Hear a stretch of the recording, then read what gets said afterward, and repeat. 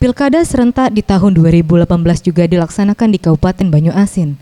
Salah satu pasangan bakal calon Bupati Banyuasin, yakni Askolani dan Slamet atau akrab dengan sapaan Soulmate. Pasangan ini menggelar deklarasi penetapan untuk melangkah dalam Pilkada serentak 27 Juni 2018 di Taman Kota Pangkalan Balai. Antusias ribuan pendukung dan simpatisan dari Banyuasin yang memadati lokasi deklarasi pasangan Soulmate ini. Askolani menyampaikan, dengan deklarasi ini membuktikan kesiapan dalam menyongsong pilkada dan telah didukung oleh 5 partai politik, yakni PDIP, Gerindra, Nasdem, Demokrat, dan P3.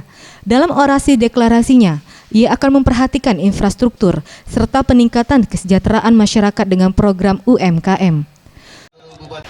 Siap untuk mendaftarkan di KPU Kabupaten Banyuasin. Karena alhamdulillah kita sudah didukung oleh 5 partai politik, PDI Perjuangan, Nasdem, Partai Persatuan Pembangunan, Demokrat, dan Gerindra.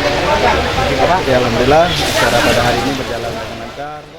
Sementara itu, Giri Ramanda Kemas, Ketua DPD PDIP menyampaikan, bakal pasangan calon Soulmate Askolani Slamet diharapkan dapat menjadikan masyarakat Banyuasin lebih sejahtera dan Banyuasin dapat lebih baik ke depannya.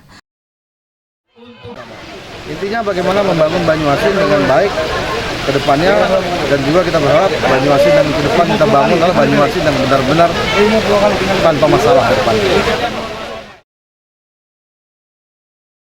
Anugrah Sandi Pratama, Sriwijaya TV.